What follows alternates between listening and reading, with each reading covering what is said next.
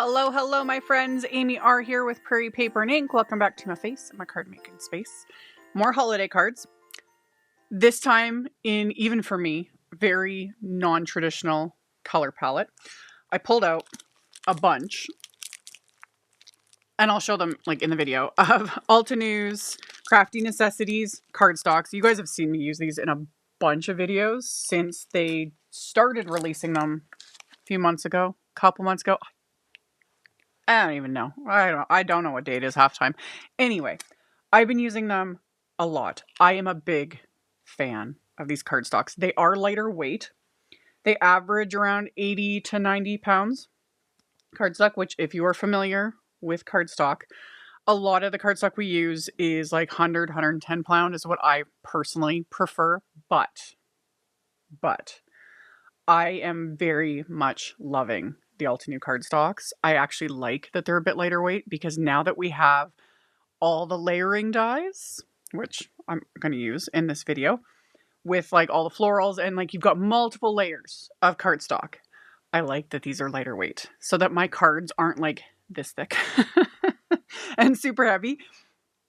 That was something that sometimes, depending on what die set I was using, I would find myself getting really frustrated because I was like, oh my gosh, after I've layered, 6 layers or however. In fact, one of the flowers I use has like 7 layers today. Yeah, it does. So I'm really liking, and the colors are just love. They're just, I've been really enjoying. So I pulled out all these cardstocks.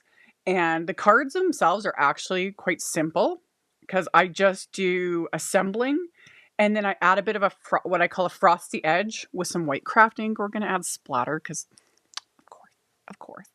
And yeah, they could totally be non-holiday cards, but I was like, while I was making these, I was like, I'm going to make them holiday cards. So I chose just holiday sentiments, but you could make them whatever you want to do. It could be thank you, birthday, or another concept I've been enjoying is like leave the sentiment off completely and then just have something ready to go. So it's like, oh, I need a thank you card. Stick a sentiment on it before you need to like give the card.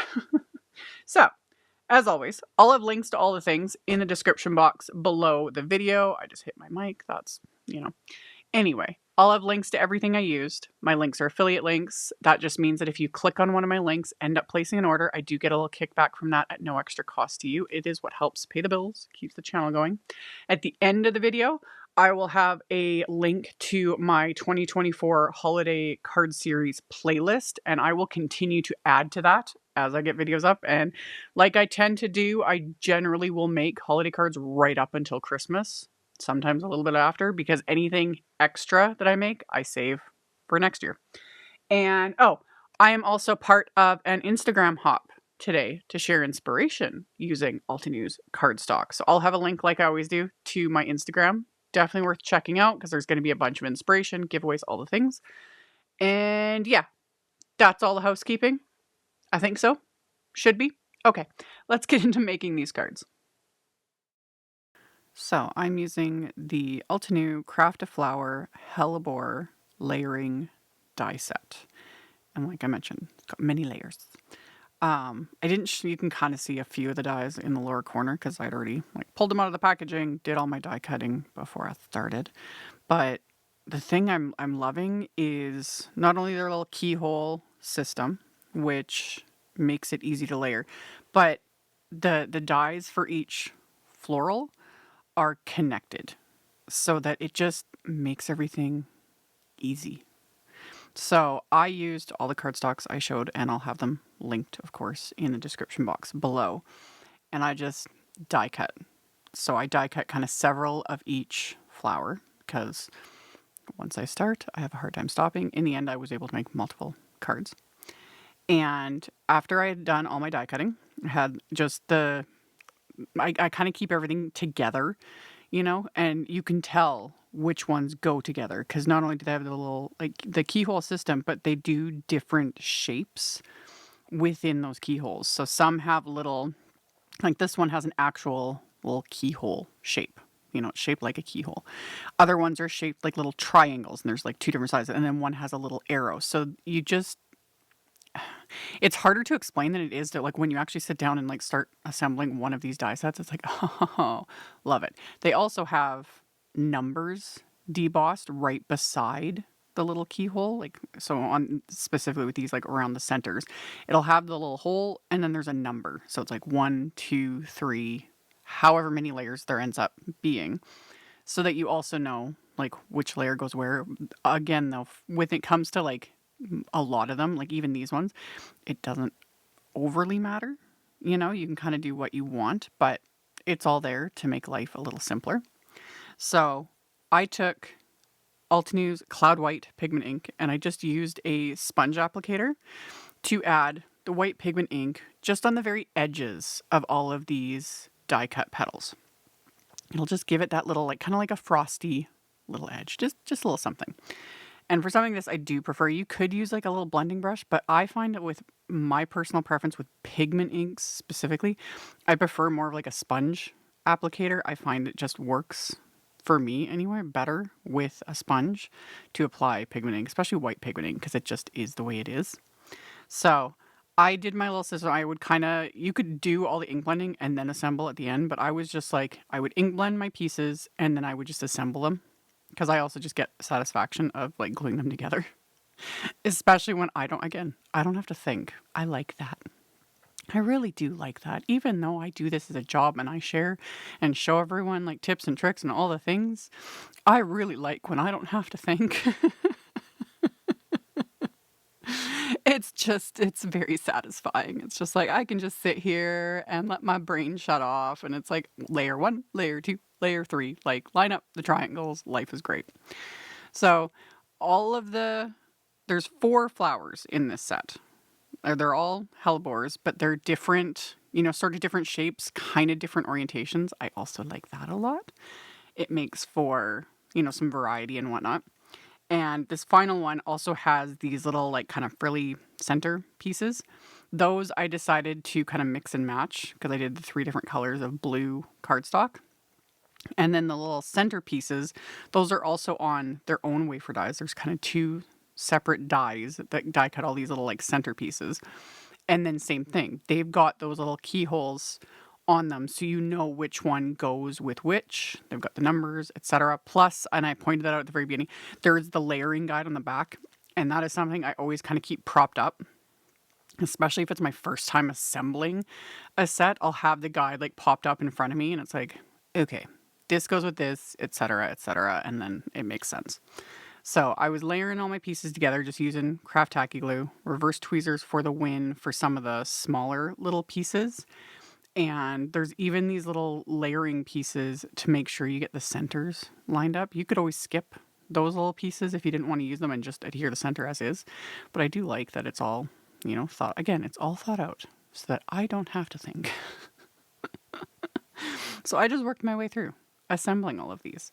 And off camera, I ended up die cutting, I think, 1 more flower. My original plan was only to do a couple cards, but I had enough of these florals die cut, because really, most of them I did 3 of each. So I die cut, I think I only needed to die cut like 1 more flower, and I had enough to do 3 cards. So why not?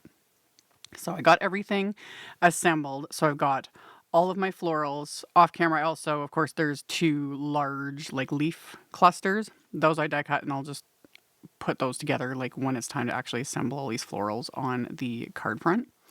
So I worked my way through adding the white ink to all of the edges of the petals and then glued all the layers together. And then for my backgrounds, I went with a dark green cardstock. This is Forest Fern. And I'm using Altenew's Leafy Splendor 3D embossing folder. This embossing folder also, there's a coordinating stencil set. I didn't use the stencil, but I'll add links to it because the stencil set just is a must-have, in my opinion, because you could use just this embossing folder on its own because it's gorgeous and you can't go wrong with leaves. But I just wanted it to add just a little extra something to my backgrounds. I've put a graphic on the screen of what works for me and my EMPRESS die cutting machine and the Altenew folders, which for me is 1 cutting plate, the magnetic plate, and then the Altenew folder with cardstock. And yeah, ran the cardstock through. Love. And again, I think there's so much detail. And I love me my big florals. You guys know, big florals for the win, always. But you can never go wrong with greenery. You know, just straight up leaf clusters works for everything. So after I had embossed them, I trimmed them down so that the background panels are A2 size, so 4¼ by 5½.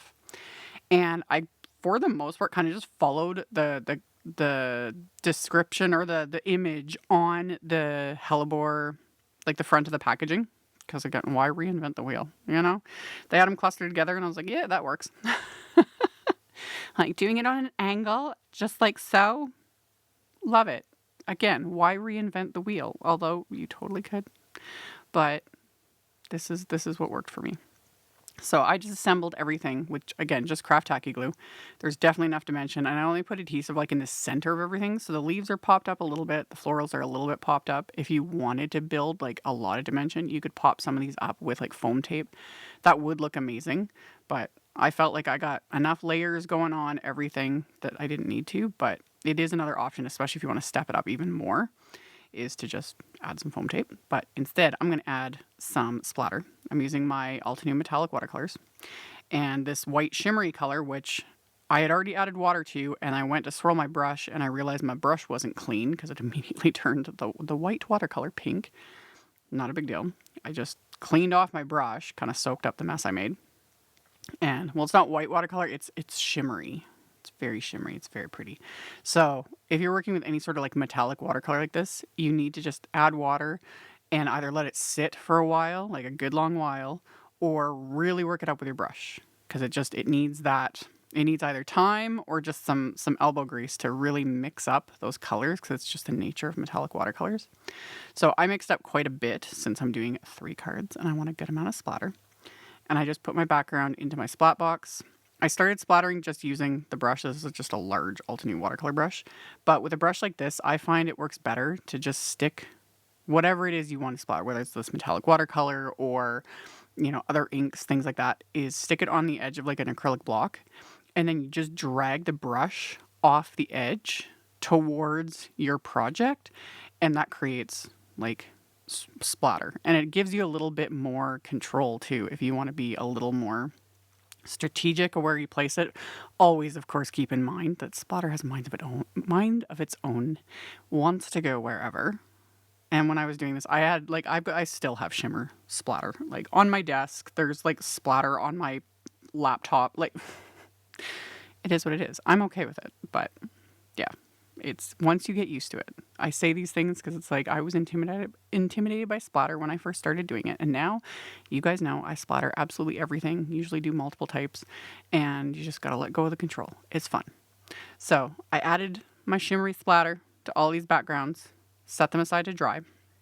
And then for my sentiments, I am using this Timeless Sentiments 3 die set. These dies are huge. Huge. Love it. But they are just FYI, they're big. Like the packaging says 40% actual size. That means nothing to me. I knew they were big, but then when I opened it, I was like, oh my goodness. Like, you want the focal point of your card to be the sentiment? Is awesome. Love it. So, just heads up on that. They are big and lovely. So, I used just the word die. I used the Peace and Joy word die from the set. I didn't use the outline because we didn't have space for it, but also I didn't need it. And then I also used Altenew's, I need to order more of this, Dazzling Diamond Glitter Cardstock. It's not your typical, like, you know, just white glitter. I've used this in other videos in the past. It also has silver, like, glitter in it, and it's just, oh, chef's kiss. I love this stuff. And like, I need to order more of it because especially at Christmas time, I tend to use a lot of this. And I die cut the top layer from the glitter cardstock. And then I die cut just scraps of white cardstock. And you saw that I trimmed off parts of the white cardstock pieces because I'm just using that to give dimension to the die cut words, but also to level everything out because since this die is so large and it's going to layer on top of these flowers, I've already got, you know, levels going on with all the die cut flowers. So by just kind of strategically snipping the white pieces, that way it just kind of evens everything out so that the sentiment will sit flat. And this is just the easiest way to also, you know, create the dimension with the sentiment, and I don't have to sit and fiddle with foam adhesive, you know. It's so much faster. Just use cardstock, snip off what I don't need, and then adhere it all together. And then I adhered it to the card front here. Let all that dry. And then for the insides of my cards, I do have the new Stamp Wheel 2.0. I will be doing other videos in the future and I'll address this more. This was the first time using this on camera. I've had this for a bit. It doesn't get officially released until I think later in November, I think is when it's going to be officially released. Don't quote me on that. But it's bigger than the original stamp wheel, and then the one side removes, which for me is wonderful because I can do things like this and keep my card bases open, and they can just go off the edge where I've removed that one side, and I don't have to sit and fiddle and like tape down my card bases, things like that. So that's it on that for the moment. Like I said, I'll address it more in like future videos. But I've got my card bases, which are top folding A2 white note cards. And I took a sentiment. This is from the Exotic Tuberoses stamp set. There was just this one sentiment that said sending love and warm wishes. And I was like, that's perfect for Christmas cards. So I used that, and I'm stamping it onto the inside of the cards with Azurite ink from Altenew, which is one of the colors of cardstock that I used. And then I decided to also die cut the word grateful from the Timeless Sentiments 3 die set because it just worked. It's not a sentiment I normally use with holiday cards, but I liked the concept of having grateful and then just sending love and warm wishes. Can you be grateful for the person you're sending the card to? And so I die cut that from I think this was Iceberg cardstock, and then adhered it right above that sentiment that I had stamped. So that finishes off the insides of my cards. And then I'm going to adhere the card front to the card base with the craft tacky glue. And this will completely cover up the card base. And then once this is adhered into place, I did the same thing with the other cards, and that finished these off because they've got dimension and shimmer. Oh, and I snipped off the couple little bits of the leaves that hung off the edge so that these will fit in the standard like A2 size envelope. And that was it. So technically fairly simple. It's just layering, but stepping it up a bit by adding that little white pigment ink on the edges, shimmer splatter for the win, a little bit of 3D embossing, which is subtle. You can see it better in real life because, again, my lighting kind of makes it a little weird on camera, but got the embossed leaves on the background, the sparkly big sentiment. These were fun to make. So, like I mentioned in the intro, I'll have links to all the things in the description box below. My playlist will be linked at the end of the video, so you can check that all out if you're interested. Thank you all so much for watching, thumbs upping, commenting, etc.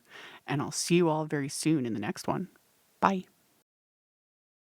Thank you so much to my amazing Patreon supporters. For anyone that might be interested in joining my Patreon community and supporting me, the link to my Patreon is in the description box below the video. For everyone else, as always, thank you all so much for taking the time to watch my videos, for thumbs upping, commenting, subscribe if you haven't, I'd love to have you. And here's a couple other videos for you to check out in case you missed them. Bye!